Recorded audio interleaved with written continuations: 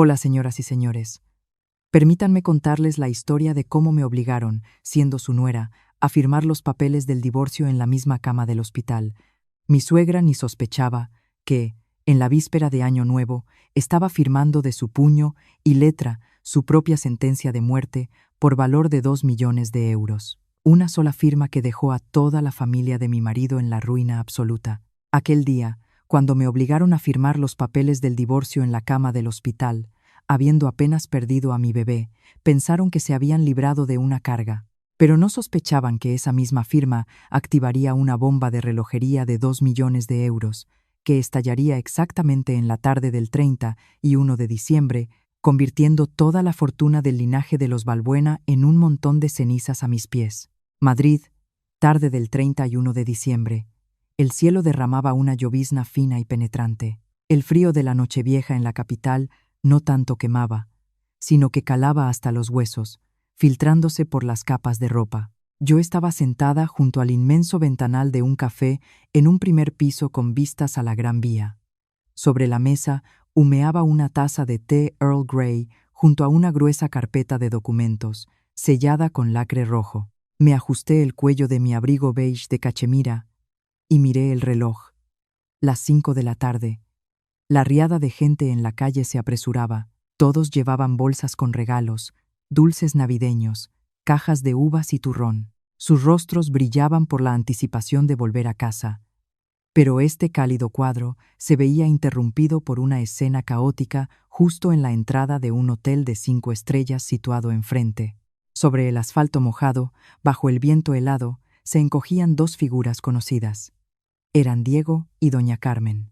Diego, el hombre que había sido mi marido, el hombre que una vez se daba golpes en el pecho con orgullo, llamándose a sí mismo el heredero de una rancia familia del pudiente barrio de Salamanca, ahora lucía patético con su chaqueta arrugada y empapada. Intentaba desesperadamente explicar algo a 2 enormes guardias de seguridad del hotel, agitando las manos de forma errática.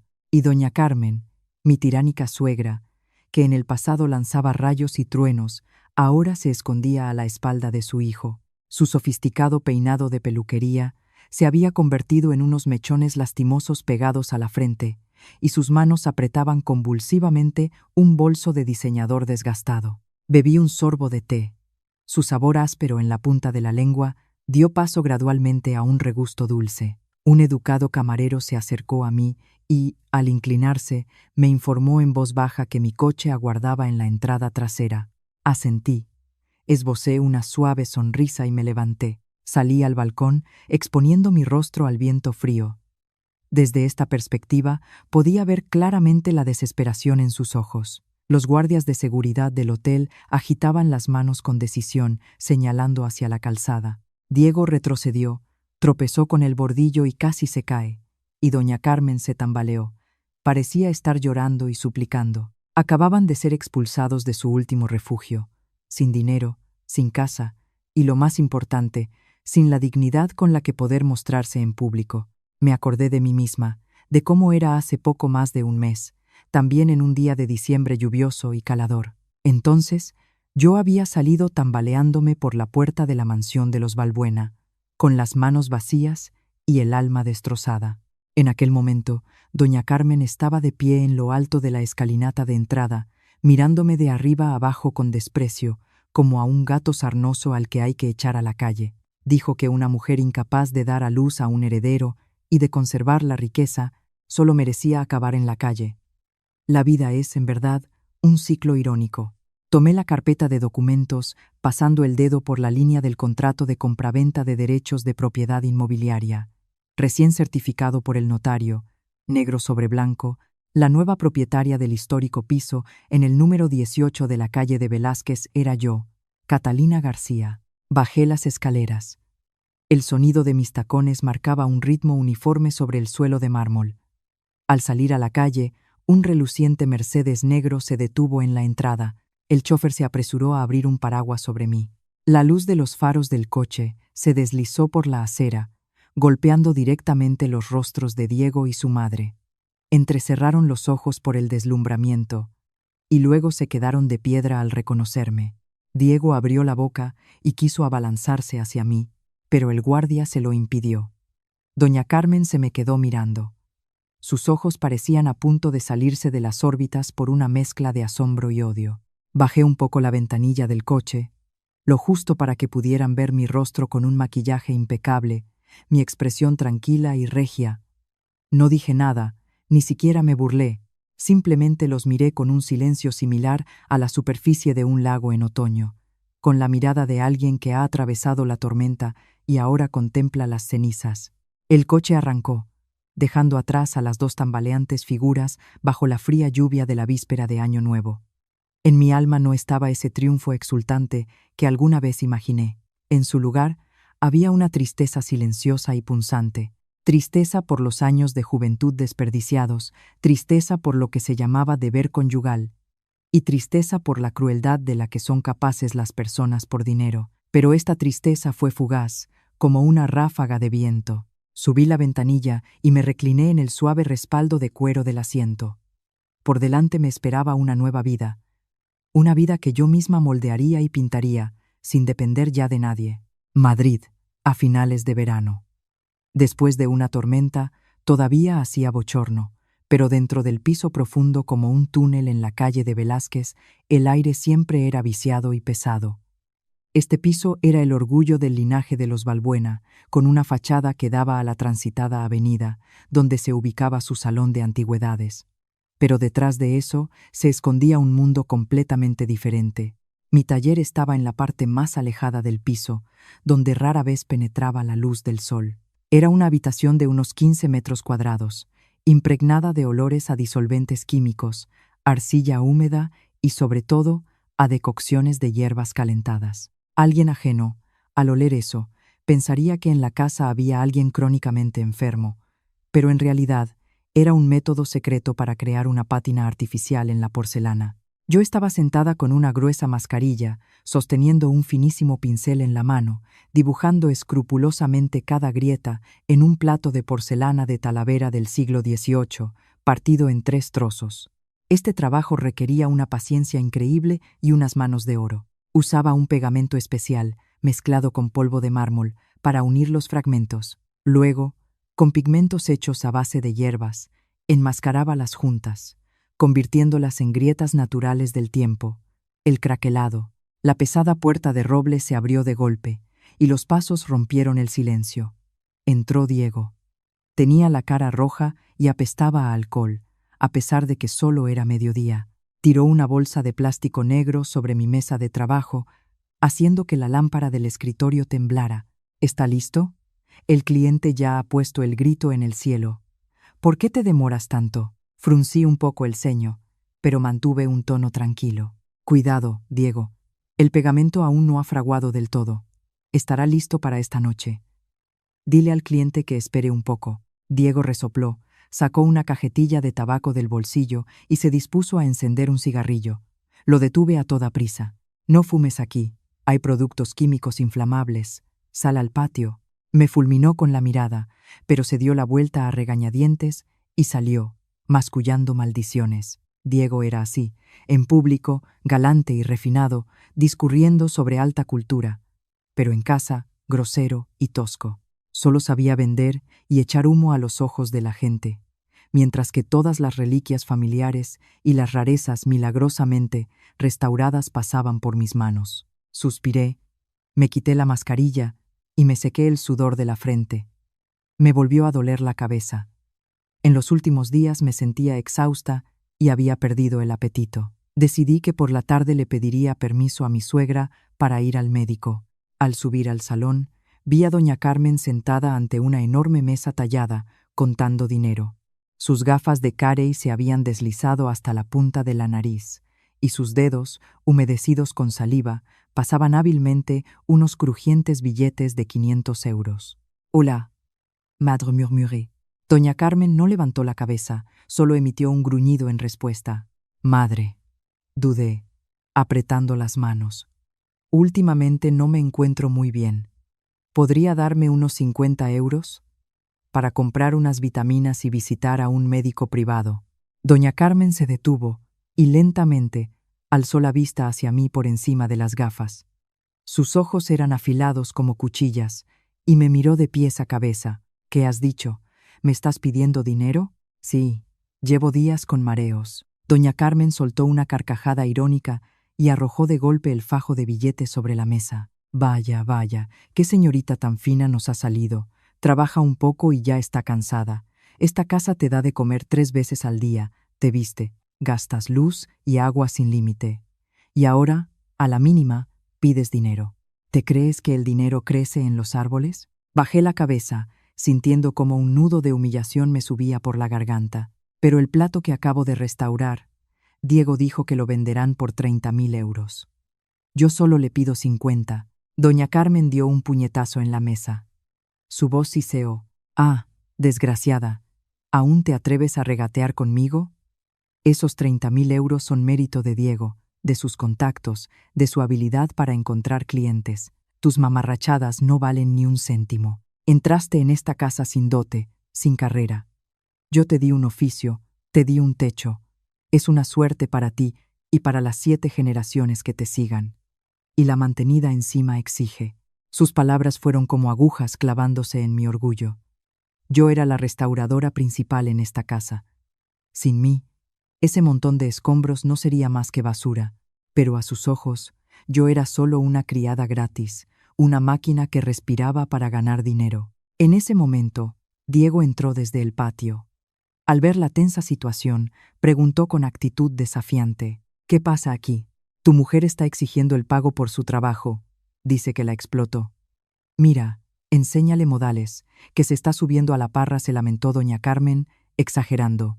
Diego se volvió hacia mí con una mirada gélida. Otra vez con histerias. Estaba todo bien. Solo pedí dinero para ir al médico, intenté contener las lágrimas. ¿Qué médico ni qué niño muerto? Cuantista, ve y termina el plato. Esta noche paso a recogerlo. Dicho esto, Diego se dio la vuelta y se marchó, sin importarle si yo estaba viva o muerta. Doña Carmen torció los labios en una sonrisa despectiva, sacó descuidadamente un billete de 50 euros y lo arrojó al suelo, a mis pies. Toma, cógelo y vete, y que no te vuelva a ver ni escuche de ti una sola queja. Me quedé helada, mirando el billete que yacía sobre el viejo parquet. Las lágrimas brotaron de mis ojos. Me agaché y lo recogí, no por avaricia, sino porque lo necesitaba. Necesitaba vivir, necesitaba estar sana. Y lo más importante, empecé a ser vagamente consciente de que mi inagotable paciencia solo estaba alimentando a los demonios en esta casa. Antes de aquella escena en el hotel, la mañana de ese mismo día, tuve una reunión importante. Elegí una tetería tranquila en una de las calles aledañas al Parque del Retiro. Este lugar era absolutamente pacífico, alejado del bullicio de la Nochevieja. En el aire flotaba un ligero aroma a sándalo y sonaba una suave música meditativa. Don Leonardo ya me estaba esperando allí. Era un hombre de unos 60 años, delgado pero de postura erguida, con unos ojos inteligentes y perspicaces, tras los cristales de unas gafas de montura dorada. Era una leyenda en el mundo de los coleccionistas de antigüedades madrileños. Un hombre al que cualquiera que quisiera entrar en este negocio debía tener en cuenta. Y además, era mi antiguo mentor, al que respetaba inmensamente. Al verme entrar, asintió levemente y acercó hacia mí una taza de té caliente con tomillo. Eres muy puntual, Catalina. Buenos días, don Leonardo. ¿Cómo van las cosas? Me senté y fui directamente al grano. Don Leonardo dio un sorbo a su té. En las comisuras de sus labios asomó una sonrisa enigmática. El pez ya se está friendo en la sartén. Esta mañana, el banco, por orden del juez, ha congelado la cuenta de doña Carmen.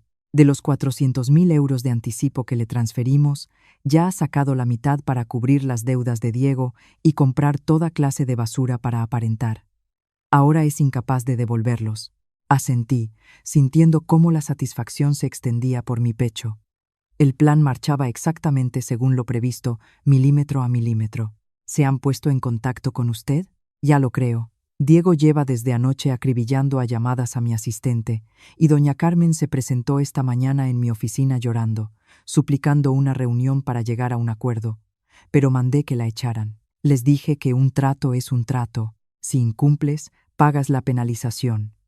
Si no hay dinero, se confiscan los bienes. Don Leonardo sacó una carpeta de su maletín y la puso sobre la mesa. Estos son los documentos legales para el cobro de la deuda. El piso de la calle de Velázquez y su salón de antigüedades fueron puestos como aval en el contrato de compraventa de aquel jarrón con diseño de red de cobalto. Ahora han violado la cláusula sobre el personal restaurador y conservador, es decir, han cometido un incumplimiento grave del contrato. Ya sabes lo que esto significa, ¿verdad? Significa que lo pierden todo, respondí con tono glacial. Aquel jarrón era la clave de todo. Era una trampa sofisticada que don Leonardo y yo habíamos preparado minuciosamente. A los ojos de la familia Balbuena, era una reliquia invaluable de la Real Fábrica de Porcelana del Buen Retiro, de la época de Carlos III, un salvavidas para su economía que se hundía. Pero, en realidad, era una falsificación, creada por mis propias manos hacía 3 años. En aquellas noches de insomnio en el taller, utilicé arcilla de caolín, mezclada con una pequeña cantidad de polvo de hueso, para lograr una transparencia y un brillo especiales. El esmalte lo preparé siguiendo una receta secreta que heredé de mi bisabuelo, pero le añadí intencionadamente un ácido orgánico débil. Ese ácido permanecía inerte bajo la capa de esmalte, pero al entrar en contacto con el aire y la alta humedad del invierno madrileño durante el tiempo suficiente, activaba un proceso de resquebrajamiento desde el interior. Don Leonardo me miró con una mezcla de preocupación y admiración. «Catalina, ¿estás segura de que quieres llevar esto hasta el final? Al fin y al cabo, fueron tu familia». Posé la taza sobre la mesa. El sonido de la porcelana contra la madera resonó seco y agudo. «¿Familia? Don Leonardo, usted sabe perfectamente lo que me hicieron. Aquella noche, si no llega a ser por la mujer de la limpieza que llamó a la ambulancia, me habría desangrado hasta morir en el suelo. No solo mataron a mi hijo, mataron en mí todo lo humano y compasivo. Respiré hondo para calmar la ira que me subía. ¿Dónde está ahora ese jarrón? En la caja fuerte de los Balbuena.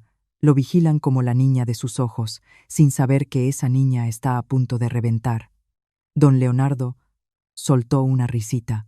«Hoy es 31 de diciembre. La fecha límite para la entrega. Necesitan desesperadamente tu firma, confirmando el estado del jarrón, para recibir los 1.600.000 euros restantes. Y sin mi firma, pierden el anticipo, pagan la multa y se quedan sin el piso». «Exactamente», confirmó don Leonardo. «Y ahora mismo están buscándote en estado de pánico. ¿Qué pretendes hacer?» Miré por la ventana las ramas de los árboles desnudas. «Apareceré, pero el precio de mi firma será muy alto. Quiero recuperar todo lo que me pertenece y todo lo que me deben». Don Leonardo me miró fijamente un instante y luego dio una palmada en la mesa. «Bien, te apoyaré hasta el final. En esta partida de ajedrez tú eres la reina y yo solo el que coloca las piezas. Enséñales lo que vale la heredera de los García». Sonreí con una sonrisa fría, pero llena de determinación. La mañana del 31 de diciembre. El momento del final y el momento del principio. Familia Balbuena, esperad. Los recuerdos de aquella noche siempre regresaban en mis pesadillas, vívidos y dolorosos, como si todo hubiera sucedido ayer. Fue una noche gélida de diciembre, con una lluvia helada. El viento soplaba por las rendijas de las ventanas, creando sonidos espeluznantes. Diego trajo a casa a un hombre corpulento, presentándolo como el director de una constructora que buscaba un regalo para un político importante. Estaban sentados en el salón, bebiendo coñac caro y charlando sobre la inversión en arte y el valor eterno de las antigüedades. Yo andaba en la cocina, preparando unos aperitivos, cuando oí la voz altisonante de Diego. «No se preocupe, buen hombre. Es un jarrón auténtico de la Real Fábrica de Porcelana del Buen Retiro, del siglo XVIII, de la colección privada del mismísimo rey Carlos III. En toda España solo hay 2 así, uno en el Museo Arqueológico Nacional y el otro aquí». Mi corazón se encogió. Sabía de qué jarrón hablaba. Era un jarrón con un diseño de guirnaldas florales sobre un fondo blanco lechoso.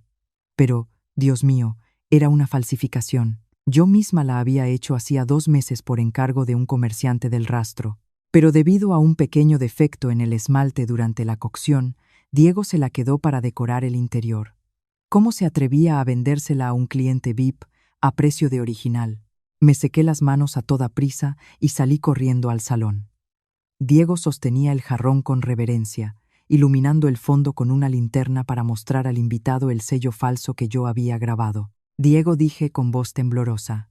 Diego se volvió. Sus ojos estaban enrojecidos por el alcohol. ¿Qué pasa? Estoy con un invitado. Las mujeres no tienen por qué meterse. Vete a la cocina. Tengo que hablar contigo. Es muy urgente. El invitado miró con dudas a Diego y luego a mí. El rostro de Diego se ensombreció.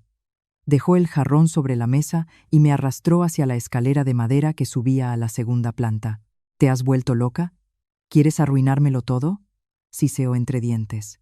No debes vender ese jarrón, susurré, intentando que el invitado no me oyera. Es la falsificación que hice. Tiene un defecto. Si lo llevan a tasar, te meterán en la cárcel. Ese hombre parece tener muchos contactos. No hagas tonterías. Cállate. A Diego le brillaron los ojos. Ya he cobrado el anticipo. 10.000 euros. Necesito el dinero urgentemente para saldar deudas de juego. Si dices una sola palabra, te mato. No, no dejaré que lo hagas. La estafa a gran escala es un delito grave. Devuélvele el dinero. Agarré a Diego por la manga, intentando detenerlo con firmeza.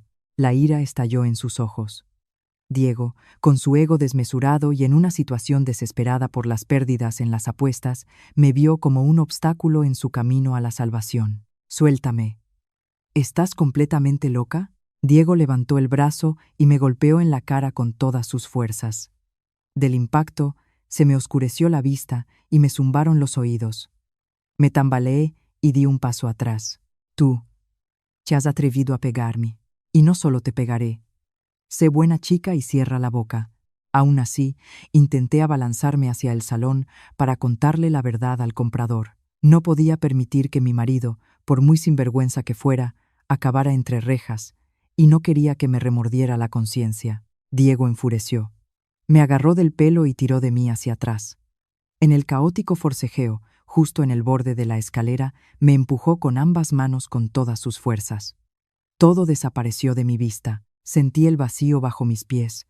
Intenté agarrarme a algo, pero solo atrapé aire. Pum, pum, pum. Rodé cuesta abajo por la alta escalera de roble hasta el frío suelo de baldosas de la primera planta. Un dolor agudo y punzante me atravesó la espalda y se concentró en el bajo vientre. Me quedé tendida en el suelo, desparramada, con la vista nublada. Intenté levantar la cabeza, pero no pude. Un líquido cálido y pegajoso comenzó a fluir entre mis piernas, empapando mi vestido. Sangre, sangre roja brillante que se extendía por las baldosas de color gris verdoso. En lo alto de la escalera, Diego se quedó paralizado por un segundo. Me miró, con el rostro pálido, pero entonces llegó la voz del invitado desde el salón. Diego, ¿dónde está? ¿Ha terminado? Tengo que irme. Diego me miró, luego hacia el salón.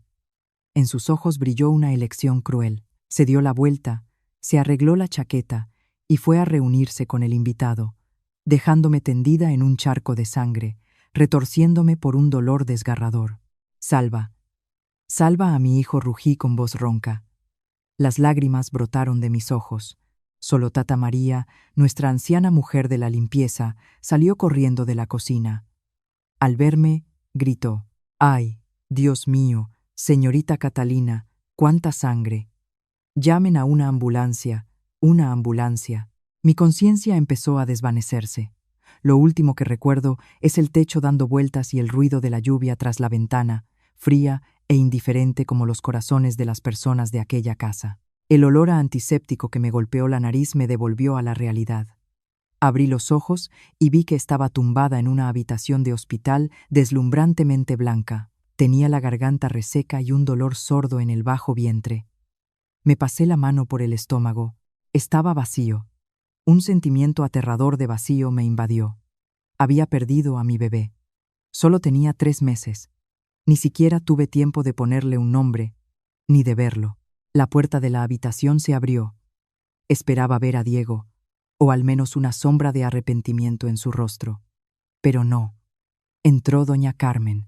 Iba elegantemente vestida, con un bolso de Hermès en las manos, pero sin rastro de emoción en la cara. Acercó una silla y se sentó junto a mi cama. Ni una palabra sobre mi salud, ni una palabra de consuelo, Puso un papel sobre la mesita. Has despertado. Pues ya que has despertado, firma. Miré el papel. Una demanda de divorcio de mutuo acuerdo, y debajo, una declaración escrita a mano. Yo, Catalina García, declaro que el accidente ocurrido en fecha sucedió por mi propia imprudencia, y no culpo a nadie por ello. La miré, sin dar crédito a mis ojos. Madre, acabo de perder a su nieto. Doña Carmen torció el gesto. Su voz era cortante como una navaja. ¿Nieto? ¿Quién sabe si era mi nieto? En fin, eso ya no importa. Lo importante es que no debe ser un estorbo para Diego. Tiene entre manos varios negocios importantes y no le conviene verse envuelto en juicios ni rumores de que maltrata a su mujer. ¿Qué está diciendo? Él me empujó. Ha matado a mi hijo. Rompí a llorar. Cállate, siseó doña Carmen en voz baja pero autoritaria. ¿Tienes pruebas? He mandado borrar las cámaras de la casa. Si ahora te pones a gritar, ¿quién te va a creer? Todos dirán que eres una torpe y que te caíste sola. Me acercó la demanda de divorcio. Firma. Si firmas, nuestra familia pagará todas las facturas de la clínica y te daremos 5.000 euros extra para tu recuperación. Y si no, apáñatela sola. Nuestra casa no volverá a cobijar a una plaga como tú. No voy a firmar. Son unos monstruos, grité, reuniendo mis escasas fuerzas. Doña Carmen se levantó, mirándome con una mezcla de lástima y desprecio. Te conviene ser sensata, Catalina.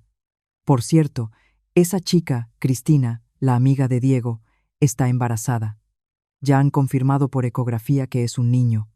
Clavadito a Diego, si te quedas en esa casa, solo serás una molestia a la vista.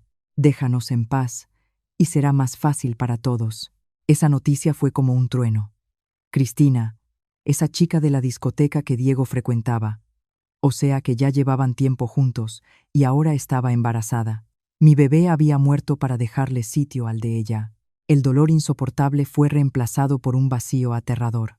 Miré a doña Carmen, luego la demanda de divorcio, y por último la ventana del hospital, donde las ramas desnudas de los árboles se mecían con el viento de invierno. En ese instante, la antigua yo, la Catalina sumisa y paciente, murió junto a mi hijo no nato. De las cenizas empezó a arder la llama de la venganza, fría e implacable. Está bien. Firmaré, dije con voz seca y apagada. Doña Carmen se sorprendió por aquel rápido cambio de actitud, pero enseguida sonrió con autosuficiencia. Eso es lo más sensato. Cogí el bolígrafo. Me temblaba la mano, pero la firma salió firme y decidida. Sin embargo, mientras doña Carmen no miraba, logré fotografiar a escondidas con mi teléfono esa declaración forzada y grabar en audio toda nuestra conversación. Le entregué los papeles. Transfiérame a la cuenta ahora mismo el dinero de la clínica y los 5.000 euros. Y a partir de este momento, todo ha terminado entre la familia Balbuena y yo. Doña Carmen cogió los papeles y levantó la barbilla. Estate tranquila. Nuestra familia tiene calderilla de sobra para ti. Se dio la vuelta y se fue, sin mirar atrás ni una sola vez. Me tumbé en la almohada y me cubrí la cabeza con la manta. En la oscuridad me mordí el labio hasta hacerme sangre para no echarme a sollozar. Le juré al espíritu de mi hijo que les haría pagar por cada gota de sangre, por cada lágrima, pagar un precio que sería más alto que sus propias vidas. Mi camino de venganza comenzó en ese preciso instante. Una semana después del alta médica, me mudé a un lúgubre piso de alquiler que encontré a toda prisa. Necesitaba espacio para respirar y, lo que es más importante, para reunirme con la persona que me ayudaría a cambiar las reglas del juego. Día ventoso en Madrid, paseando por los jardines del Palacio de Cristal en el Retiro. Elegí un café poco concurrido, escondido entre los árboles del parque. Estaba allí sentada, había pedido un chocolate a la taza y abrazaba la taza con ambas manos buscando algo de calor. Mi cuerpo aún estaba débil por el aborto y la caída, pero mi mente estaba más clara que nunca. Una claridad nacida del dolor extremo. A los 15 minutos, un coche negro se detuvo en la entrada del café. Entró don Leonardo. Llevaba un abrigo largo y un sombrero de fieltro. Parecía un caballero salido de las fotografías del viejo Madrid. Miró a su alrededor y se dirigió directamente a mi mesa. Me levanté para recibirlo. Buenos días, don Leonardo. Don Leonardo me indicó con un gesto que me sentara.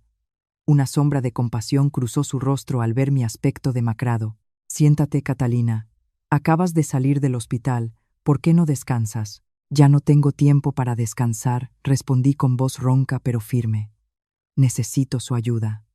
Y a cambio, le ayudaré a cobrarse con creces aquella vieja deuda de honor que pende sobre la familia Balbuena. Don Leonardo frunció el ceño, pidió una tetera de té negro y, volviéndose hacia mí, me escrutó con la mirada. ¿Conoces esa historia? La conozco. Lo miré directamente a los ojos. Hace 10 años, el padre de Diego le vendió a usted con engaños un retablo gótico del siglo XV falso por una suma astronómica. En los círculos profesionales se rieron de usted, perdió dinero y reputación. Ha estado esperando todo este tiempo una oportunidad para darles una lección a los Balbuena. ¿No es así? Don Leonardo se quedó en silencio, y luego soltó una carcajada seca y entrecortada que resonó en el silencioso salón. Eres astuta, muchacha. Y yo que pensaba que solo sabías escarbar en la arcilla. Sí, odio a los Balbuena hasta la médula. Pero el viejo don Nicolás ya murió, solo quedan doña Carmen y el inútil de Diego.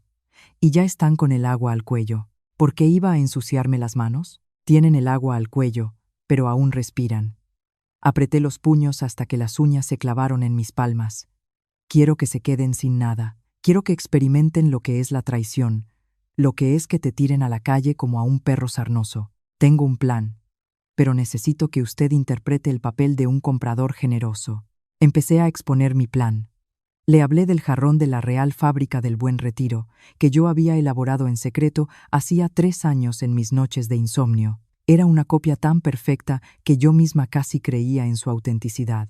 Lo había escondido en el almacén, entre los artículos defectuosos, bajo una capa de polvo, esperando su momento. Puedo convertirlo en patrimonio nacional a sus ojos. Y sé cómo transformarlo en un montón de fragmentos. En el momento crucial dije con voz gélida. Don Leonardo escuchaba con atención. Sus ojos brillaban tras las gafas. Era un anticuario experimentado. Entendía el valor de una trampa sofisticada. O sea, ¿que vas a poner una mina en tu propia creación? Sí. Usaré la técnica del craquelado retardado. Añadiré al esmalte un ácido orgánico muy débil, extraído de cierto tipo de musgo. Tras la cocción, permanecerá inerte bajo la capa brillante. Pero al entrar en contacto con el aire húmedo y la luz brillante a lo largo de un mes, el ácido empezará a destruir la estructura del esmalte desde el interior, creando grietas expansivas. Al cabo de 50 días, el jarrón se desmoronará por sí solo, como si lo hubieran roto, sin ninguna intervención externa. Don Leonardo se estremeció. Me miraba como a una criatura desconocida. ¿Dónde aprendiste a hacer eso? En el cuaderno de notas de mi bisabuelo. Él lo llamaba las lágrimas de la porcelana. La porcelana también sabe llorar, don Leonardo.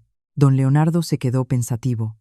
Había riesgos, pero el beneficio de arrebatarles el patrimonio a los Balbuena y de vengarse de la vieja ofensa era demasiado grande. Además, veía en mis ojos la llama furiosa de la venganza, una llama capaz de quemarlo todo, incluido a quien lleva la antorcha. De acuerdo, jugaré a este juego contigo, asintió don Leonardo con decisión. Enviaré a mi hombre de confianza a ver a Diego. Pero debes tener clara una cosa. Tendrás que volver a esa casa. Lo sé, asentí, tragando un nudo amargo. Tendré que volver para activar la trampa. Debo restaurar ese jarrón yo misma. Solo así se lo creerán. La reunión terminó cuando empezaba a anochecer. Don Leonardo se fue primero para no levantar sospechas. Me quedé sola, contemplando el agua oscura del estanque del Retiro. Sabía que el camino por recorrer estaría lleno de humillaciones, pues tendría que interpretar el papel de una esposa estúpida y enamorada frente a mi enemigo. Pero por mi bebé perdido, estaba dispuesta a convertirme en un demonio. La crisis económica barrió el barrio de Salamanca como un huracán. El salón de antigüedades de los Balbuena estaba más vacío que nunca. No había turistas, y los coleccionistas sofisticados conocían demasiado bien los trucos fraudulentos de Diego y lo evitaban. Las deudas empezaron a acumularse. Diego se había metido en deudas enormes con usureros muy peligrosos, jugando en bolsa y haciendo apuestas. Ahora los intereses crecían como la espuma. Y todos los días, merodeaban por la entrada matones con la cabeza rapada y ropa deportiva, insinuando las consecuencias de forma transparente. Doña Carmen, acostumbrada a vivir a todo lujo, había gastado todo el efectivo. Solo quedaba un montón de antigüedades sin liquidez. Estaba sentada en mi piso de alquiler cuando recibí un mensaje de don Leonardo. Nuestro hombre va para allá. Como era de esperar, ese mismo día un coche caro se detuvo frente al salón de los Balbuena. De él bajó un hombre de mediana edad, elegantemente vestido, que se presentó como representante de un gran fondo de inversión extranjero que buscaba artículos exclusivos de arte español. Era el señor Salgado, la mano derecha de don Leonardo. Yo no estaba allí, pero gracias a una cámara oculta que había instalado durante mi posterior regreso para restaurar el jarrón, pude verlo todo. A Diego se le iluminaron los ojos como los faros de un coche cuando vio la tarjeta de visita de Salgado, con letras grabadas en oro. Ofreció café frenéticamente y ordenó a los empleados que sacaran lo mejor que tenían. «Mire, señor Salgado, esto es una escultura de bronce del siglo XIX, y esto un retablo del XV», parloteaba Diego. El señor Salgado solo echó un vistazo superficial a los objetos y negó con la cabeza, decepcionado. «Todo esto es demasiado trivial. Mi jefe necesita piezas únicas, con calidad de museo. El dinero no es problema. Lo principal es la autenticidad y la exclusividad». Doña Carmen, que estaba sentada cerca, al escuchar la frase, «el dinero no es problema», se removió inquieta en su asiento. Le dio un puntapié a Diego por debajo de la mesa. «Tenemos muchas cosas valiosas en la cámara acorazada. Quizás le pido a mi hijo que se las traiga». El señor Salgado dio un sorbo a su café y pronunció lentamente: «He oído que en la familia Balbuena se conserva un jarrón único de la Real Fábrica de Porcelana del Buen Retiro, de la época de Carlos III. Mi jefe está muy interesado en él. Si es auténtico, estamos dispuestos a pagar 2 millones de euros». 2 millones. Esa cifra estalló en el salón como una bomba. A Diego se le cayó el mechero. Doña Carmen abrió unos ojos como platos y casi se cae de la silla. 2 millones de euros era una suma inconcebible, suficiente para saldar todas sus deudas y vivir en la opulencia el resto de sus días. ¿2 millones? Preguntó Diego, tartamudeando. En efectivo. Si la pieza es auténtica, estamos dispuestos a dar un anticipo de 400.000 euros. Ahora mismo, respondió Salgado imperturbable, exhibiendo los modales de un hombre acostumbrado a tirar el dinero. Pero el problema era que Diego y doña Carmen sabían perfectamente en qué estado se encontraba aquel jarrón. Era aquella misma falsificación que yo había hecho hacía 3 años, la cual Diego había rechazado por no parecer lo suficientemente auténtica y había tirado al trastero, donde más tarde alguien la dejó caer, rompiéndole un trozo enorme del cuello. Ahora no era más que un montón de fragmentos inútiles. Diego empezó a sudar. Miró a su madre en tono de súplica. Doña Carmen tragó saliva y, tratando de mantener la compostura, dijo: «Ese jarrón es en efecto la reliquia principal de nuestra familia, pero ahora se encuentra en un depósito especial bajo custodia, y sacarlo no es tan sencillo». «No pasa nada», dijo Salgado levantándose. «Les doy tiempo para que se preparen. Dentro de un mes volveré para examinarlo. Si cumple las expectativas, el dinero se transferirá de inmediato. Pero recuerden, mi jefe es muy exigente. La pieza debe estar en perfecto estado, sin una sola mácula». El señor Salgado se marchó, dejando a la madre y al hijo en un estado de euforia por la anticipación del dinero, y de pánico ante la imposibilidad de conseguirlo. «Madre, ¿qué vamos a hacer? El jarrón está roto». Diego se tiraba de los pelos. Doña Carmen daba vueltas por la habitación. Su rostro se arrugó por la intensa concentración. «Entonces hay que restaurarlo. Son 2 millones, hijo. Ni vendiendo este piso sacaríamos 1/3 de esa cantidad. Hay que encontrar a un restaurador urgente. Pero ¿qué persona de fuera podrá hacerlo a ese nivel? Y si se descubre que es falso, estamos acabados», objetó Diego. Ambos guardaron silencio. Al mismo tiempo pensaron en la misma persona, en la única persona con manos de oro capaz de convertir escombros en tesoros y que conocía los secretos para crear esmaltes antiguos.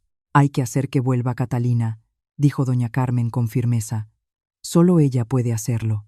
Pero si la acabamos de echar, la obligamos a divorciarse. ¿Querrá volver?, dudó Diego. Doña Carmen se burló. Un destello de malicia brilló en sus ojos. Tú sabes cómo comerle la oreja. Convéncela, te quiere con locura, y además ahora está enferma e indefensa. Prometo, estará en el séptimo cielo de la felicidad, y en cuanto cobremos el dinero, la volvemos a poner de patitas en la calle. Trato hecho. Yo estaba sentada frente a la pantalla del ordenador, escuchando todo su complot. Esbocé una sonrisa amarga. Tal como había dicho don Leonardo, su propia avaricia los llevaría directos a la trampa. El pez había mordido el anzuelo. Era hora de tirar del sedal. 3 días después de la visita de Salgado, Diego apareció en la puerta de mi piso de alquiler. Trajo un ramo de rosas marchitas, compradas a toda prisa en el metro, y se puso en la cara una máscara de arrepentimiento tan falsa que daba náuseas. Abrí la puerta, fingiendo una mezcla de sorpresa y miedo, el papel de una esposa que ha sufrido violencia, pero que aún alberga sentimientos. Diego, ¿qué haces aquí? Diego cayó de rodillas justo en el pasillo, agarrándome la mano. Cata, me equivoqué. Fui un desgraciado. Todos estos días sin ti no encuentro mi lugar en el mundo. Mamá también está muy arrepentida. Me mandó a que te llevara a casa. Perdóname, por favor. Aparté la mano bruscamente. Mis ojos se llenaron de lágrimas. Mataste a nuestro hijo. ¿Cómo tienes el valor de venir aquí? Lo sé. Lo sé. Lo que hice no tiene perdón. Pero, Cata, nuestra familia tiene grandes problemas.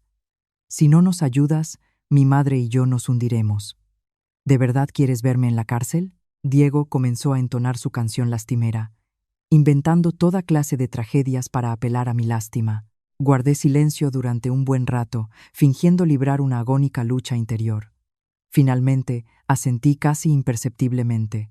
Volveré. Pero no por ti, sino para recuperar mi dignidad. No quiero que la gente vaya diciendo que la familia de mi marido me echó a la calle. Diego se alegró como si le hubiera tocado la lotería. Se apresuró a llevarme de vuelta al piso de la calle de Velázquez. Al cruzar el umbral de la vieja casa, sentí el mismo frío de siempre. Doña Carmen me recibió con una sonrisa forzada.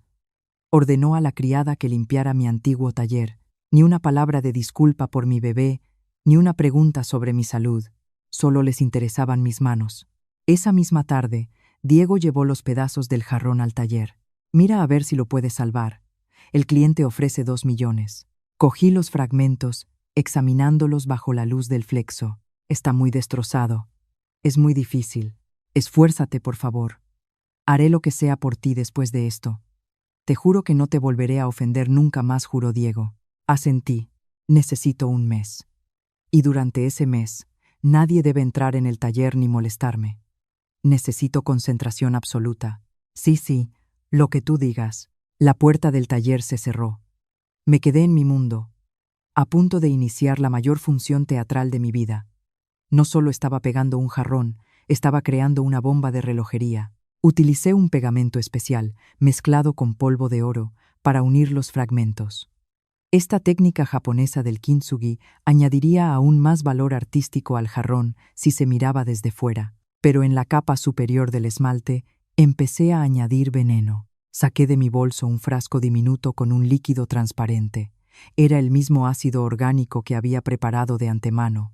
Lo mezclé con el esmalte brillante y cubrí minuciosamente toda la superficie del jarrón. Cada pincelada era una maldición que les enviaba. Esta, por mi hijo no nacido.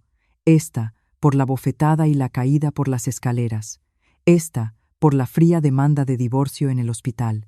Trabajaba como una posesa, olvidándome de comer y de dormir. Doña Carmen asomaba a veces por la rendija de la puerta y al verme trabajar con ahínco se mostraba satisfecha. Me traía la comida y me decía con voz empalagosamente dulce: «Esfuérzate, hija. Cuando termines, te daré dinero para que te vayas a un balneario». Yo cogía el plato, bajando la cabeza y murmurando un agradecimiento, pero por dentro hervía de desprecio. Estaba cebando a la gallina antes de cortarle el cuello, pero no sabía que esta gallina ya tenía el cuchillo afilado. Exactamente a los 28 días, El jarrón estaba listo. Era magnífico. El color azul profundo del cobalto era como el océano, un esmalte reluciente sin el menor defecto. Nadie podría ver las grietas microscópicas que ya habían comenzado a formarse secretamente bajo la superficie. Llamé a Diego. Miró el jarrón. Sus ojos se cristalizaron de puro éxtasis. Dios mío, es una obra maestra.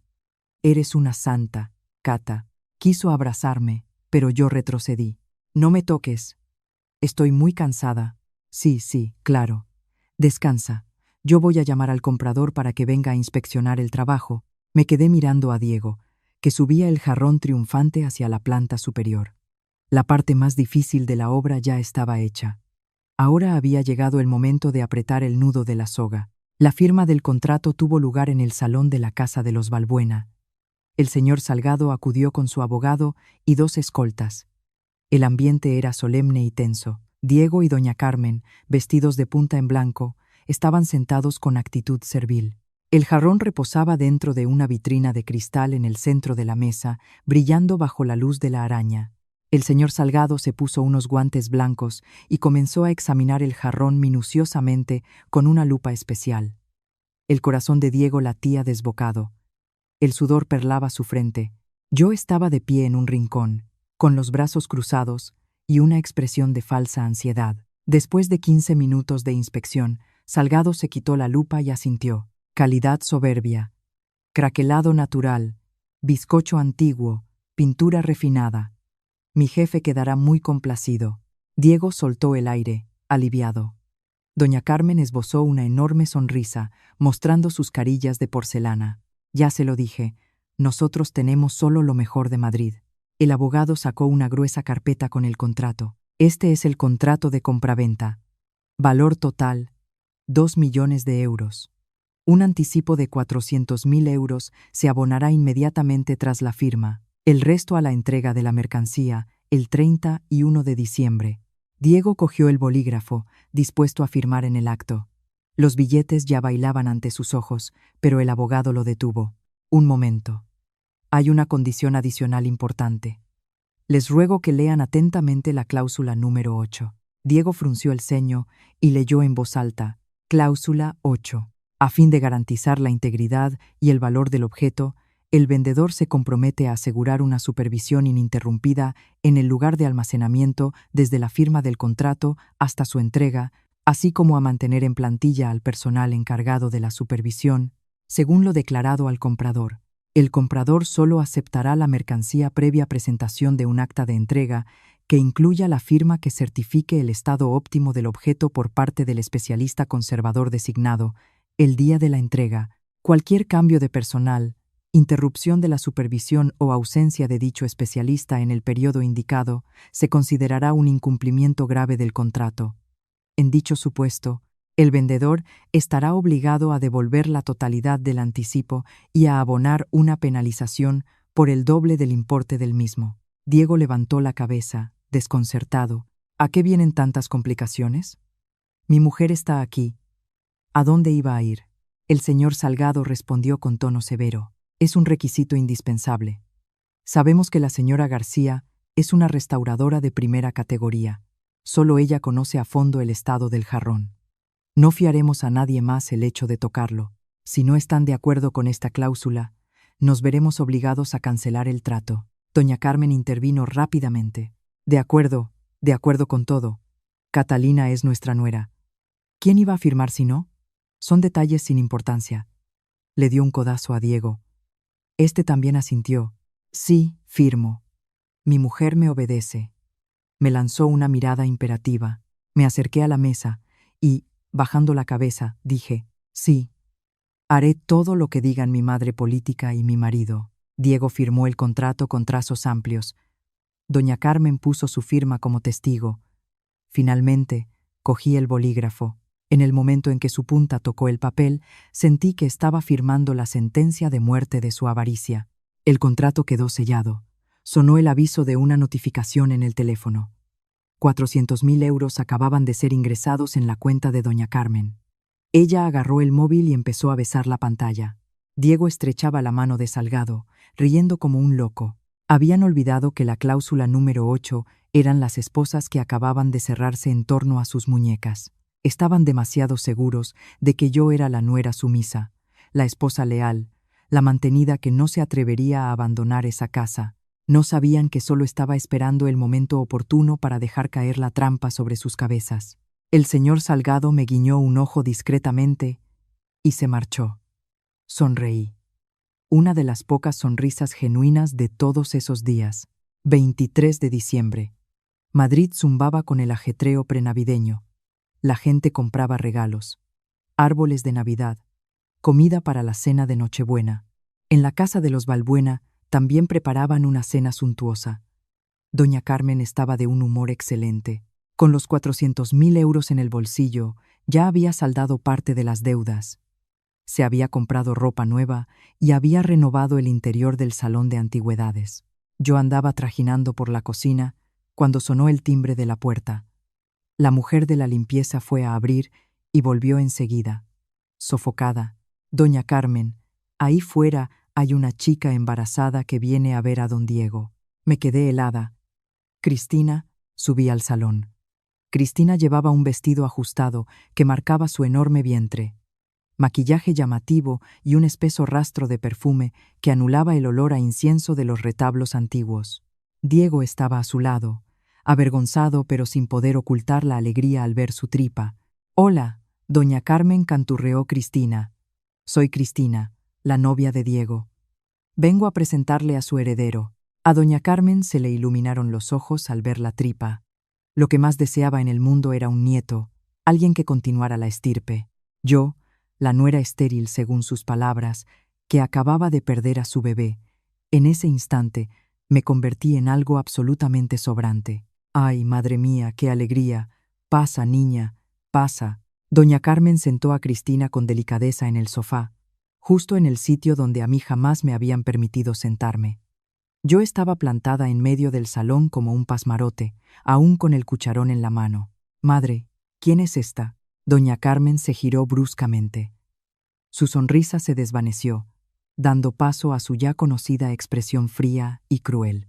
«¿A ti qué te importa? Abre los ojos. Es la madre de mi nieto, del heredero de la familia Balbuena. Pero si yo sigo siendo la esposa legal de Diego». «Legal», chilló Diego. «Ya firmaste la demanda de divorcio, solo que aún no la he llevado al juzgado. Ahora habrá felicidad en nuestra familia, habrá un heredero, conoce tu lugar y lárgate de aquí».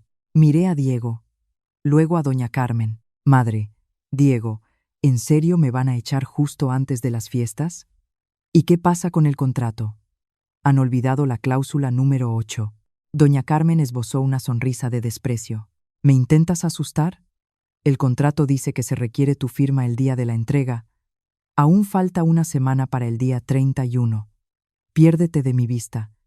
Y el 31 te llamaré, pondrás la firma y Santas Pascuas. Hasta podemos falsificar tu firma en el libro de registro de la supervisión. Y a ti te daremos un par de miles de euros por las molestias. Tú eres capaz de todo por dinero. Te conozco como si te hubiera parido». Exactamente, terció Cristina con voz melindrosa. «Es mejor que se vaya, para que nuestra familia pueda unirse. Su presencia aquí nos tensa a todos. Y eso es perjudicial para mi bebé». Diego se me acercó, me arrancó el cucharón de las manos y lo tiró al suelo con estrépito. «¿Lo has oído? Recoge tus cosas y vete inmediatamente. No me obligues a usar la fuerza». Ellos pensaban que yo seguía siendo la misma Cata débil, enamorada y ávida de dinero. Pensaban que bastaría con chasquear los dedos para que volviera corriendo como un perrito dócil. ¡Cuánta arrogancia! Los miré a la cara, uno por uno. No lloré. Mis lágrimas se secaron aquella noche en el hospital. «Está bien, me iré, pero recordad este día. Ustedes mismos me han echado». Subí a mi habitación y guardé algo de ropa en una vieja maleta. No cogí nada de valor, tan solo la ecografía de mi hijo fallecido. Cuando bajé con la maleta, toda la familia estaba ya sentada a la mesa, riendo y charlando alegremente. Diego le servía comida a Cristina y doña Carmen le acariciaba la tripa embelesada. Nadie ni siquiera miró en mi dirección. Salí por la puerta. En la calle todavía caía una lluvia helada. El viento me golpeaba en la cara, pero no sentía frío. En mi alma ardía el fuego del odio. Ellos mismos estaban dejando entrar la perdición en su casa sin saberlo, y yo me marchaba para asestar el último y definitivo golpe. El taxi que había pedido ya me esperaba. Me giré por última vez para contemplar el edificio del número 18 de la calle de Velázquez. La pesada puerta se cerró a mis espaldas, cortando todos los lazos, todos los sentimientos. Adiós. Nos vemos el día de su ruina. Le susurré al viento y me metí en el coche, que se disolvió en el blanco velo de la nevisca madrileña. La cláusula número 8 había sido violada oficialmente. La trampa se había cerrado. 28 de diciembre. El espíritu navideño invadía las calles de Madrid. El olor a abetos, a castañas asadas y a dulces de Pascua flotaba en el aire. Pero en la casa del número 18 de Velázquez, la atmósfera era pesada como el plomo. Doña Carmen estaba sentada a su mesa de madera tallada, expulsando nubes de humo de su cigarrillo electrónico. Desde que me había echado de casa, exultaba de alegría, creyendo haberse deshecho de una molestia, y que estaba a punto de recibir los 1.600.000 euros restantes. Diego estaba sentado con las piernas cruzadas, mirando los nuevos modelos de coches en el móvil. Cristina estaba repantingada en el sofá, comiendo encurtidos y viendo una comedia en la televisión. Su escandalosa risa hería los oídos. De repente, una moto se detuvo frente a la puerta. Entró un mensajero uniformado con un sobregrueso en las manos, sellado con un urgente y el cuño de un despacho de abogados. ¿Vive aquí doña Carmen Balbuena? Tengo una carta certificada para usted. Doña Carmen frunció el ceño e hizo un gesto a Diego para que lo recogiera. Diego firmó el acuse de recibo y rasgó el sobre de inmediato. Sacó un fajo de papeles y repasó con la vista las primeras líneas. Su cara cambió en un instante.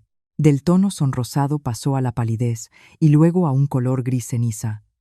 Las manos le temblaban tanto que el papel crujía. ¿Qué es? ¿Los papeles del terreno?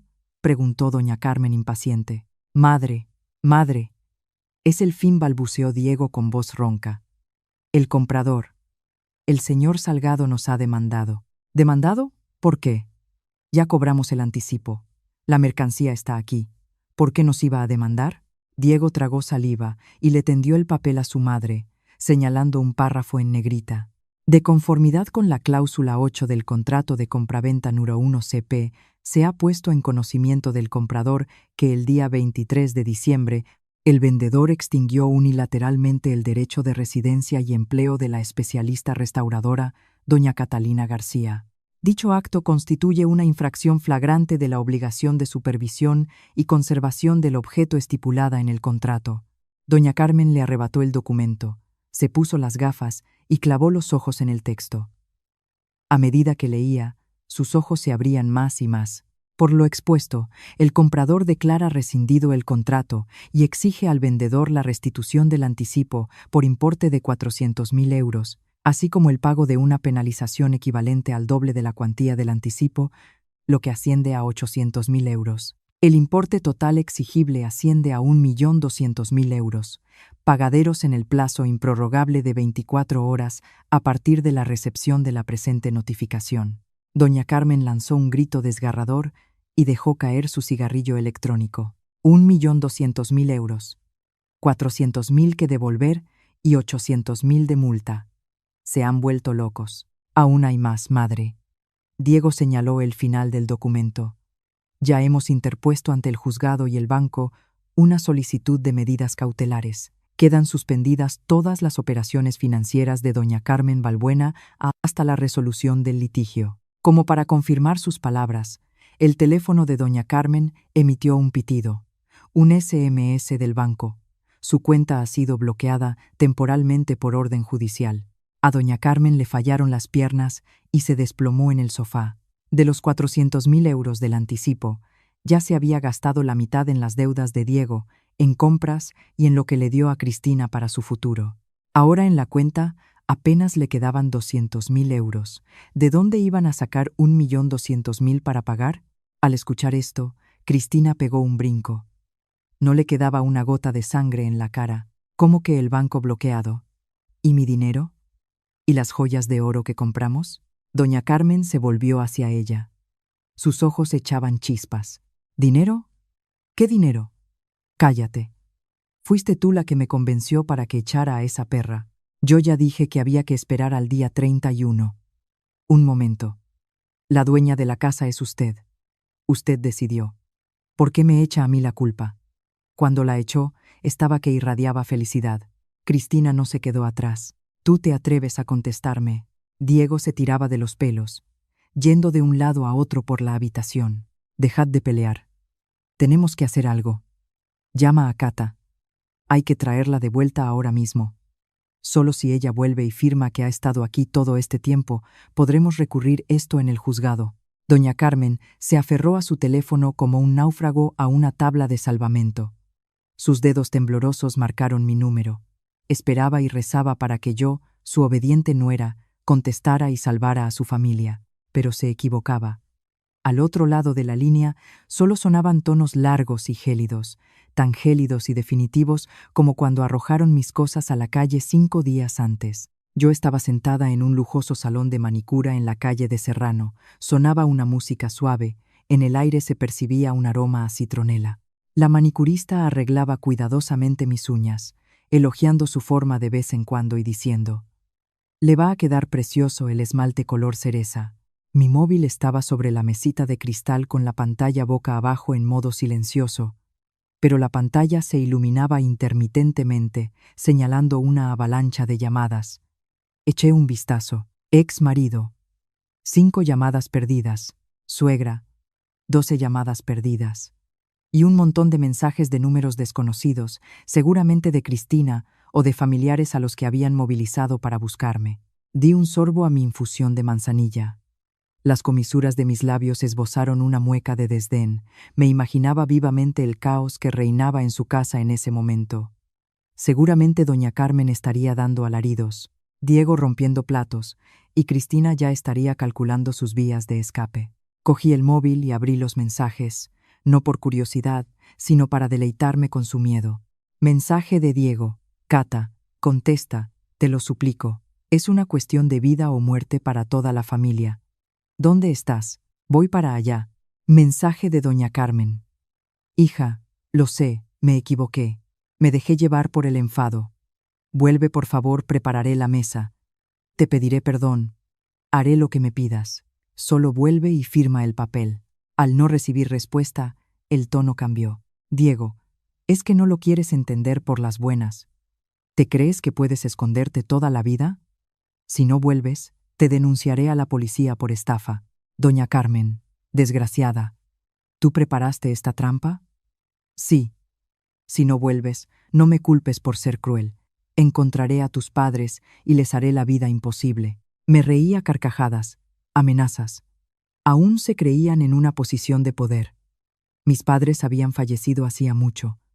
No me quedaba nadie a quien pudieran molestar. Cuanto más amenazaban, más claro quedaba que estaban en un callejón sin salida.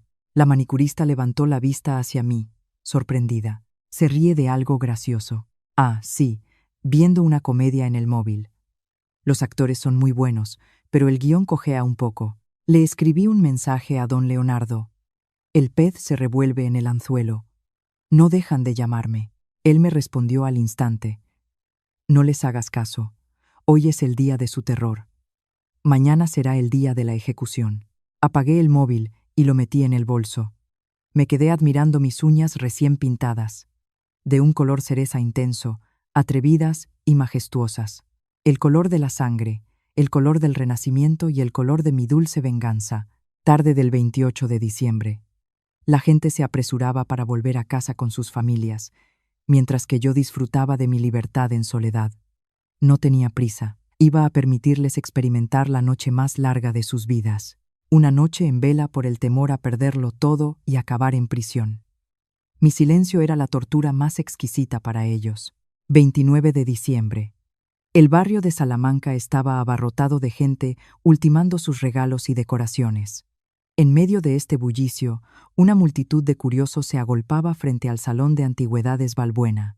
La noticia de que la familia tenía problemas, sus cuentas estaban bloqueadas y sus bienes embargados, había llegado a oídos de sus acreedores en el bajo mundo más rápido que los buitres a la carroña. 3 vehículos todoterreno negros y tintados bloquearon la entrada.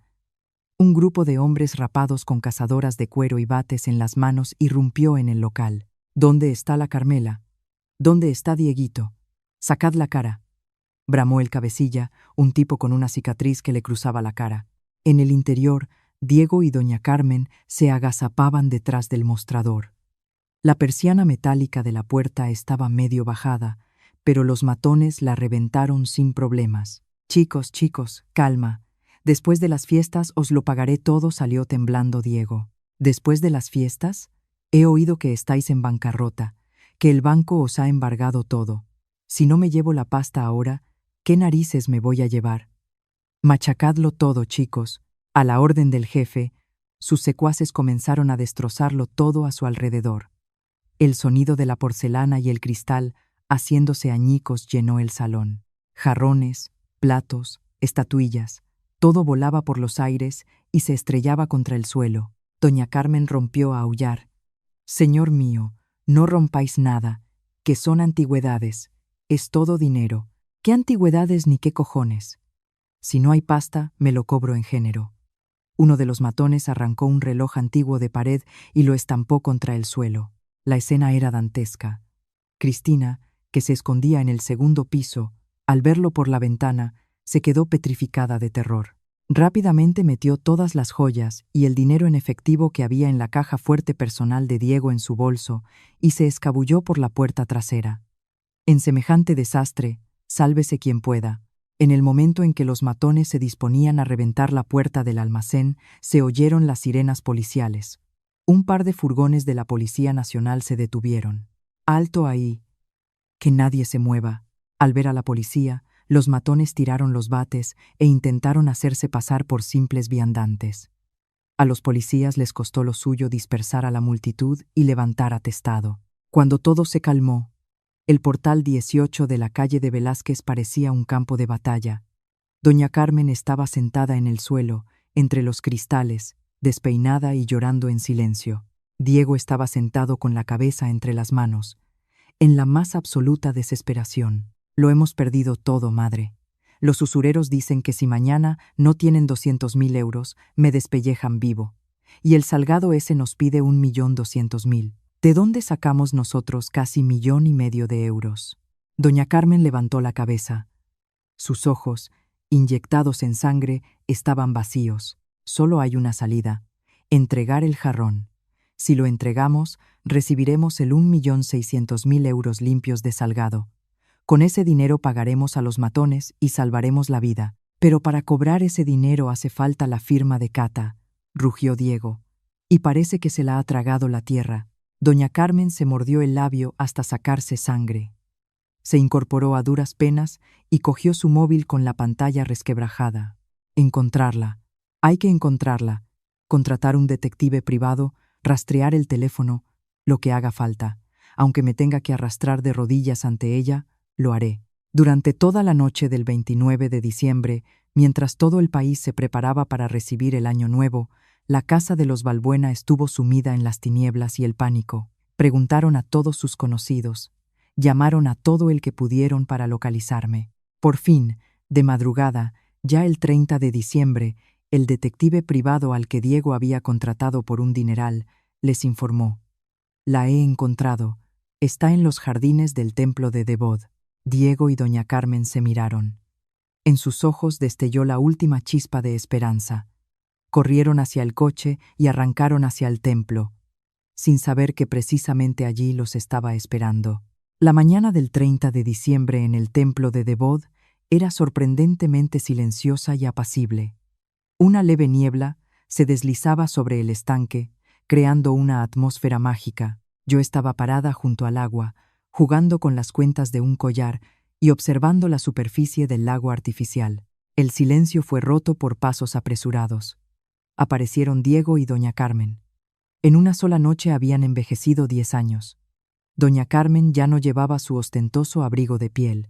Su abrigo de paño estaba sucio y tenía el rostro demacrado. Diego estaba sin afeitar, con unas ojeras oscurísimas. Al verme, doña Carmen se abalanzó sobre mí, pero no para insultarme, sino para caer de rodillas a mis pies. «Cata, Catalina, te lo suplico, salva a nuestra familia». Di un paso atrás mirándola con frialdad. Se equivoca. Ya no formo parte de su familia. Nos hemos divorciado y me despidieron. Lo sé, me equivoqué. Fui la peor basura del mundo. Puedes pegarme, insultarme, lo que quieras. Pero Cata, los matones han amenazado con matar a Diego, y Salgado se nos queda con la casa. Si no firmas el acta de entrega, nos morimos todos, balbuceaba doña Carmen, dándose cabezazos contra la tierra helada. Diego también se arrodilló junto a su madre, aferrándose al borde de mi abrigo. Cata, perdóname, sé que fui. Pero recuerda los años que pasamos juntos. Sálvame esta vez. Cristina se ha fugado. Se ha llevado todo mi dinero. Solo me quedas tú. Te juro que lo arreglaré todo. Te cuidaré para siempre. Miré a aquellas dos personas que se arrastraban a mis pies y no sentí ni una gota de piedad. Solo asco. Que Cristina se hubiese largado era lo más predecible del mundo. Las de su calaña acuden al olor del dinero y huyen al olor de la ruina. ¿Cuidarme? Me burlé. ¿Y con qué me lo van a compensar? ¿Acaso revivirá mi hijo? ¿Recuperaré mi honor? El piso. Te daré el piso, gritó doña Carmen a la desesperada. Lo pondré a tu nombre. La casa entera de Velázquez. Solo tienes que firmar el acta. Ayúdanos a conseguir ese 1.600.000 para pagar a los matones. Yo te cederé todos los derechos de propiedad de la casa. Alcé una ceja. Aquello era exactamente lo que estaba esperando. El piso del barrio de Salamanca no era solo un activo de incalculable valor. Guardaba en sus paredes mi sudor y mis lágrimas, y era el testigo de sus crímenes. Quería quedármelo para echarlos a la calle exactamente del mismo modo que ellos lo habían hecho conmigo. ¿Lo dicen en serio?, pregunté con aparente duda. Completamente. Las escrituras, todo está aquí. Vamos ahora mismo a un notario. En cuanto lo ponga a tu nombre, firmas el acta del jarrón. Te lo juro por Dios. Doña Carmen sacó de su abrigo una vieja carpeta con los documentos y me la tendió con manos temblorosas. Estaba dispuesta a perder su mansión con tal de salvar la vida de su hijo y conservar las últimas migajas. Según sus cálculos, al perder la casa pero recibir 1.600.000 euros, aún podrían empezar de cero. Y sin mi firma, lo perdían todo, la casa, el dinero, y en el caso de Diego, posiblemente la vida. Miré los documentos, luego a los ojos de doña Carmen. De acuerdo, acepto. Pero os lo advierto, solo firmaré el acta confirmando el estado actual del jarrón. Lo que negociéis con él después no es asunto mío. Sí, con que firmes que tú, como especialista, lo has estado vigilando todo este tiempo, es suficiente, se alegró Diego. Vamos, la notaría hoy trabaja hasta mediodía. No podemos perder ni un segundo. Me di media vuelta y eché a andar. En las comisuras de mis labios jugaba una sonrisa perversa. Se creían que estaban cambiando una casa por 1,5 millones de euros. No sabían que la estaban cambiando por un trozo de papel mojado y su total aniquilación. La notaría al mediodía del 30 y 1 de diciembre estaba vacía. Pero gracias a los espléndidos honorarios de urgencia que doña Carmen pagó rechinando los dientes, nos tramitaron los papeles los primeros. El señor Salgado y su abogado ya se encontraban allí, a petición mía. El jarrón, que Diego había traído con mimo en un estuche antigolpes, se hallaba dispuesto solemnemente sobre la mesa. El trámite para formalizar la donación de la vivienda fue rápido. Doña Carmen firmaba y estampaba su huella dactilar con lágrimas en los ojos. Le dolía en lo más profundo del alma, pero el terror a los mafiosos superaba a su avaricia. El notario hizo chasquear su sello. A partir de ese preciso momento, el inmueble me pertenecía legalmente. Cogí la carpeta con los títulos de propiedad y la guardé en el bolso con delicadeza. La sensación de tener el destino de tus enemigos entre las manos era abrumadora, pero también embriagadora. Ya está, Cata, el piso es tuyo. Ahora firma el acta, me apremió doña Carmen, mirando su reloj. Ya eran las 11:30.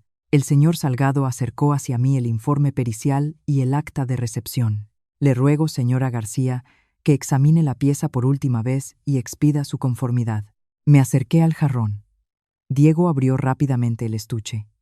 Bajo la luz fluorescente de la sala, el jarrón seguía reluciendo. Sus ornamentos en azul cobalto resultaban hipnóticos. Me calcé unos guantes blancos de algodón y acaricié su superficie lisa y fría, pero sabía perfectamente que bajo aquella perfección inmaculada, los enlaces químicos se estaban quebrando minuto a minuto. El plazo de un mes tocaba a su fin. ¿Y bien? ¿Está impecable?, preguntó Diego, nervioso. Por fuera, sí, contesté parcamente. Pues firma de una vez, insistió doña Carmen. Cogí una estilográfica. Todos en la habitación contuvieron la respiración. Diego y doña Carmen miraban la punta del plumín como si fuese su único salvavidas. El señor Salgado mantenía el temple, pero en sus ojos se adivinaba la expectativa del desenlace. Posé la pluma en la casilla conclusión pericial. Escribí mi firma. Catalina García. Diego dejó escapar un gran suspiro de alivio y alargó la mano para tomar el documento, pasárselo a Salgado y embolsarse el dinero. Pero lo frené en seco. Un momento. La ética profesional me obliga a describir exhaustivamente el estado del objeto. Dicho lo cual, con una caligrafía pulcra y legible, añadí una línea más justo debajo de mi firma. Ratifico que el objeto es una réplica de alta calidad fabricada en el año 2021. Carece de valor histórico o de anticuario. Cerré la pluma con un clic seco. El sonido resonó de manera estridente en medio del silencio sepulcral. Acerqué el documento hacia el señor Salgado. Listo. Ruego al comprador que lo acepte. Diego y doña Carmen se quedaron estupefactos. Aún no habían tenido tiempo de leer lo que yo acababa de escribir, y se imaginaban que todo había ido como la seda. Excelente. Mil gracias. Cata, sonreía a Diego, girándose hacia Salgado. Bueno, pues la perito ha firmado. Transfieran el 1.600.000 euros restante. El señor Salgado cogió el papel y leyó en voz alta para que todos lo oyeran la línea que acababa de añadir. Su voz sonó como el mazo de un juez al dictar sentencia. Ratifico que el objeto es una réplica de alta calidad. La sonrisa se le borró de la cara a Diego. Doña Carmen se quedó rígida, sus ojos a punto de salírsele de las cuencas y la boca abierta, incapaz de emitir un solo sonido. ¿Qué?, balbuceó Diego. ¿Qué has escrito? He escrito la verdad. Me quité los guantes y lo miré fijamente a la cara. Es esa misma falsificación que fabriqué hace 3 años. ¿Ya no te acuerdas? Me pedisteis que ratificara su estado, y lo he ratificado. Soy una experta. No puedo mentir. Nos has matado, bramó doña Carmen, abalanzándose sobre mí para hacer trizas el documento, pero los 2 escoltas de Salgado la interceptaron al instante. El señor Salgado asestó un golpe con el puño sobre la mesa. Fraude. Trataron de vendernos una falsificación por 2 millones de euros, y encima obligaron al perito a confirmarlo delante de mis narices. ¿Es que no le tienen ningún miedo a la ley? No, eso es mentira, comenzó a manotear Diego. Mi mujer se ha hecho un lío. Es auténtico. Salgado ordenó fríamente a su abogado que levantara de inmediato acta de rescisión del contrato, ordenara el decomiso de todos los bienes en garantía y diera traslado del caso a la Unidad de Delincuencia Económica y Fiscal de la Policía Nacional. Tras la ventana, un trueno retumbó. Para la madre y el hijo de la familia Balbuena, aquel sonido anunció el exterminio de su linaje. Habían perdido el piso, que había pasado a ser mío, y ahora perdían también la última esperanza de sobrevivir bajo el peso de sus colosales deudas. Me levanté, me atusé el abrigo y salí del despacho notarial. A mis espaldas dejaba alaridos, súplicas, y según me pareció oír, el sonido metálico de unas esposas. El juego había terminado. Al salir a la calle, empezó a diluviar. Las gotas gélidas repiqueteaban contra el cristal, pero aquel frío no era nada en comparación con la tempestad que se había desatado en su interior. Tras mis declaraciones y las de Salgado, reinó un silencio mortal antes de que se desatara el caos en la sala. Diego miraba las palabras que yo había redactado. Sus ojos estaban vacíos. Comprendió que esa frase no era una simple confirmación de que la pieza era falsa, sino una condena a muerte para toda su vida. Doña Carmen fue la primera en reaccionar. Lanzó un aullido gutural y salvaje. «Te mato, me has engañado, devuélveme mi casa». Pero antes de rozarme, los guardias la redujeron. Se retorcía en sus brazos, bramando. Su pelo se deshizo por completo y el maquillaje de lágrimas tiznaba su rostro ajado de manchas grotescas. El señor Salgado se levantó, Se ajustó la americana y sentenció con voz de hielo: «Sosiéguense». Por tentativa de estafa a gran escala, podrían pasar la Nochevieja en los calabozos. Aquellas palabras actuaron como un jarro de agua fría. Doña Carmen enmudeció y se puso a temblar convulsivamente. Diego se desplomó sobre la silla y se tapó la cara con las manos. «Señor Salgado, nos equivocamos. Discúlpenos. Le devolveremos el anticipo», articuló. Ronco. «¿Que me lo van a devolver?», se mofó Salgado. «¿Con qué? Casi han fundido los 400.000 euros. El piso ahora le pertenece a la señora García. ¿Qué más les queda?». Ante una señal suya, el abogado abrió el maletín. «Con arreglo al contrato, en caso de incumplimiento por parte del vendedor, el comprador se reserva el derecho de confiscar todas las garantías estipuladas, lo que incluye la totalidad del género de su salón de antigüedades y el derecho de explotación de la marca registrada Balbuena e Hijos». Diego levantó la cabeza de golpe. «No puede hacerlo. Es nuestro último medio para subsistir. ¿De qué vamos a vivir?».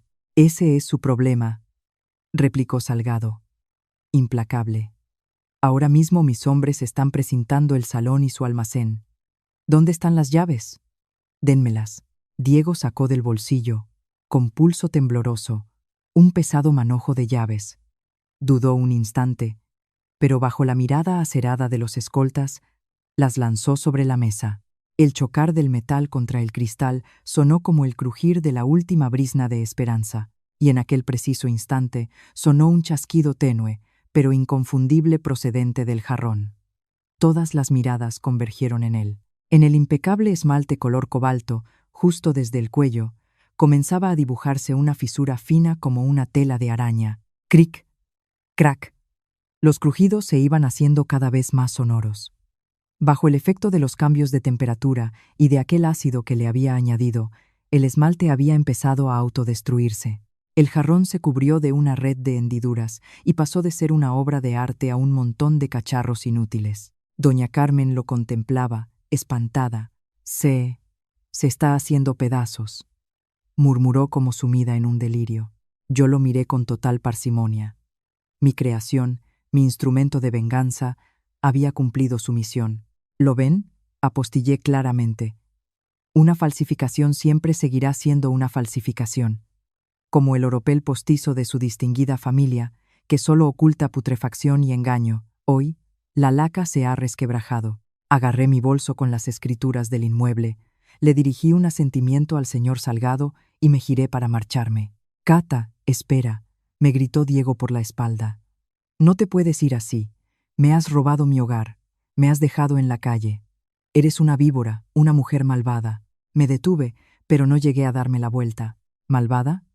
Comparado con cuando me arrojaste por las escaleras y asesinaste a mi hijo, o con cuando tu madre me forzó a rubricar el divorcio postrada en la cama del hospital, lo que he hecho hoy no es más que un acto de caridad. Simplemente he reclamado lo que es mío. Esta vivienda es el precio por mis años de trabajo y por la vida de mi bebé». Y diciendo esto, salí por la puerta. Fuera seguía jarreando, pero yo sentía el alma inmensamente ligera. Detrás quedaron amortiguados los alaridos y las imprecaciones. Acababan sin nada, sin casa, sin dinero, cargados de deudas exorbitantes y con la mafia pisándoles los talones. La ruina de la familia Balbuena era total y definitiva. Tras salir de la notaría, no me fui a casa. Paré a un taxi y le pedí al chofer que condujera sin rumbo por las márgenes del río Manzanares.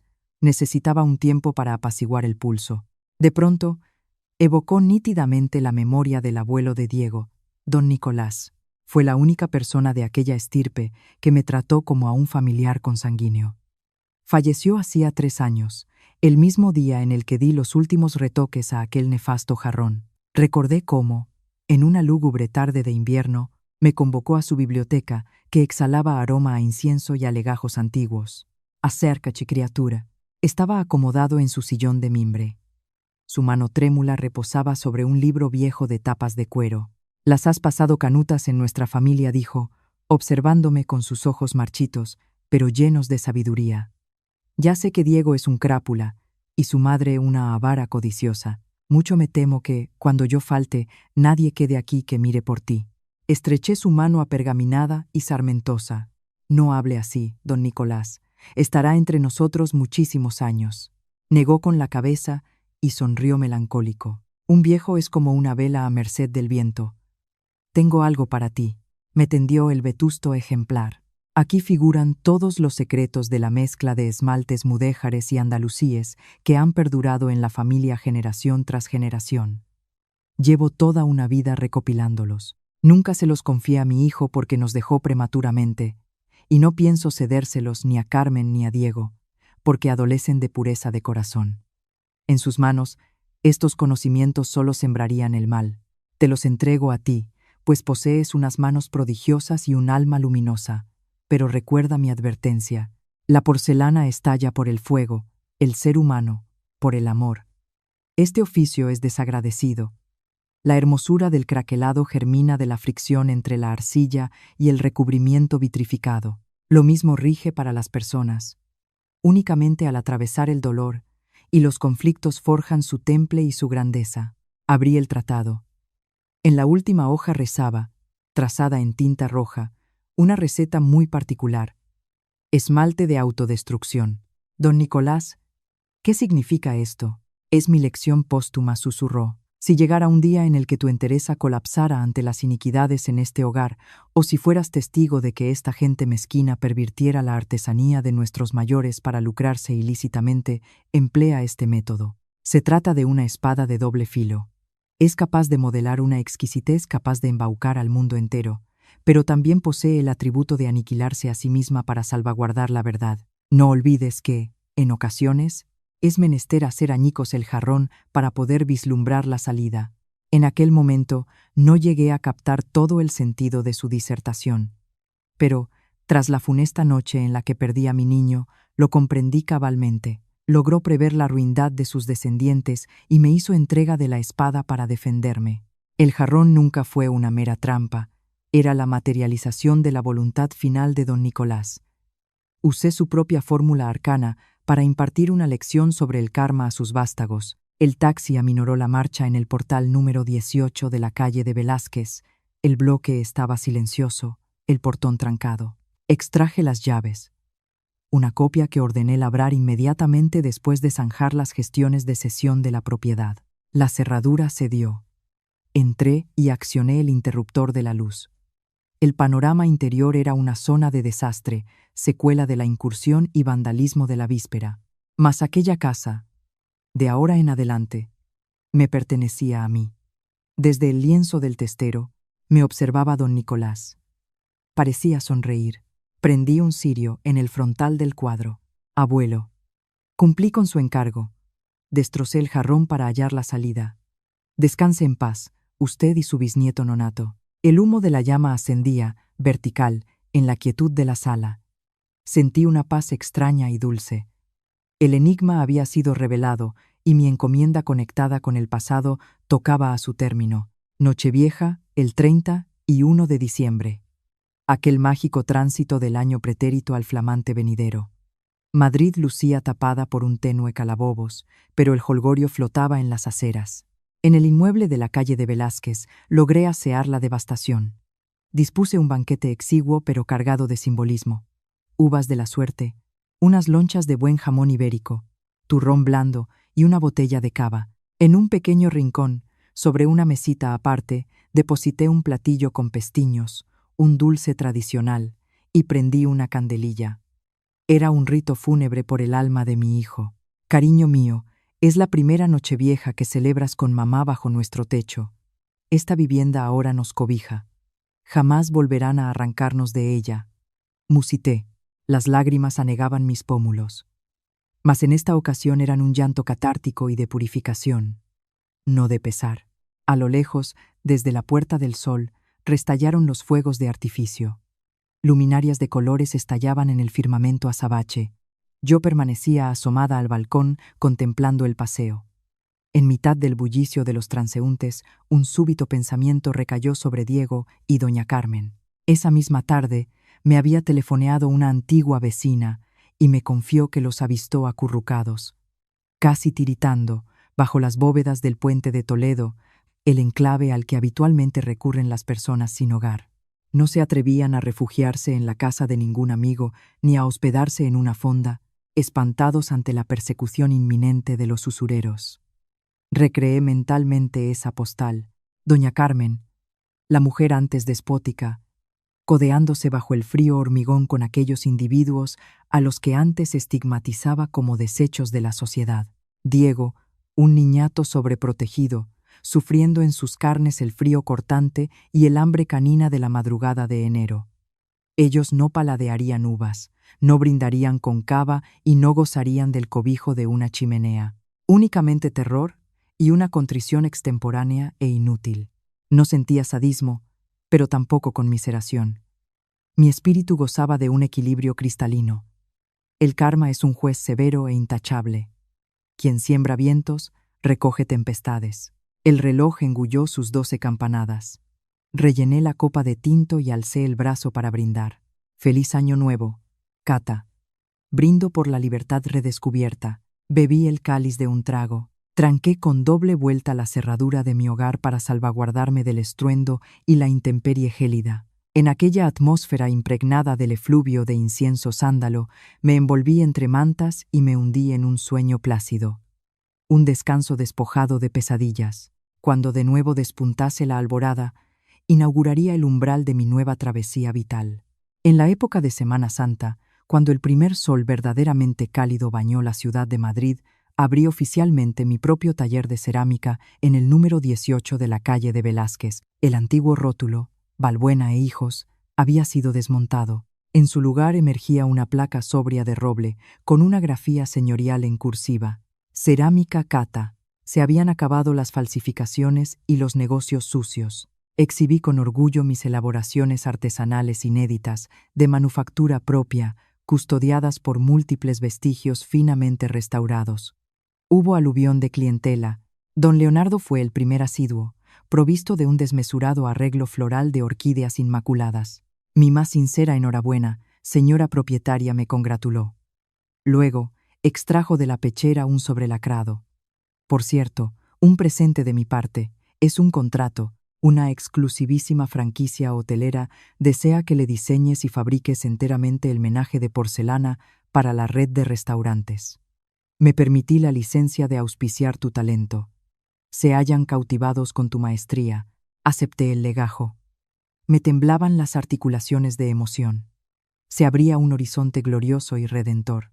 Infinita gratitud, don Leonardo. A mí no has de agradecérmelo. A tu talento sí. Te has labrado este mérito. Durante la tertulia, irrumpió en las instalaciones una muchacha acicalada de manera muy austera. Doña Catalina, me han corroborado que usted ostenta una técnica prodigiosa. Mi madre acaba de fallecer y la desdicha ha quebrado la taza preferida de mi infancia de la que ella tomaba su infusión. Nadie acepta la empresa de restaurarla. Me tendió los añicos con pesar. Los reconocí de soslayo. Soy competente para la labor. Conllevará cierto periodo. Emplearé la metodología del kintsugi. Suturaré las heridas del material empleando hilo de oro líquido a fin de reivindicar y enaltecer la historia familiar que acarrea esa losa. No importa la demora cronológica. Aceptaré cualquier lapso, con tal de salvaguardar el recuerdo fidedigno de mi progenitora. Mientras observaba sus ojos iridiscentes y plenos de esperanza, el espejo del retrovisor vital me reflejó a mí misma años atrás. El amor y la preservación del pasado son nuestro genuino activo intangible, no los millones fingidos que tanto veneraba mi familia política. Pierda cuidado, le conforté afablemente. Quedará impregnada de una estampa superlativa y majestuosa comparada con la originaria. El inmueble de la calle de Velázquez insufló sus pulmones y latió desbordante de vida verdadera. Se abolió su aura de fosa común de mis años lozanos y erigió sus pilares como la tierra fértil para mis aspiraciones embrionarias. Había resurgido de mis cenizas a modo de ave fénix. En el clímax de aquella incipiente y lozana primavera, reposaba sobre la butaca de mi taller deleitándome con un té de jazmín. Presidía mi mesita central un platón de color jade antiguo. Culminaba el tratamiento y cura de este cacharro, originariamente reventado y fragmentado sin arreglo. pero los desgarros ahora se consolidaban aletargados entre cordilleras de barniz e hilos aureolados, resplandeciendo como ríos de magma dorado, aleteando sobre una explanada de esmeraldas. Un axioma filosófico, el del kintsugi, por el cual profesaba profunda e innata devoción espiritual. Nunca camuflar o mimetizar los estigmas o tajos en el material, sino consagrarlos, pregonar honra, debido a que el desgarro vital legitima poder justipreciar la totalidad de tu resiliencia corpórea. Pitó el dispositivo móvil. Notificación urgente remitida por don Leonardo. Primicia notoria a este mismo instante. Diego arrestado en redada de la Guardia Civil de madrugada por portar narcóticos e incurrir en tenencia ilícita. A su vez, doña Carmen internada forzosamente por facultativos médicos en un asilo público tras un leve accidente isquémico transitorio. Hasta aquí la narración, Catalina. El telón final.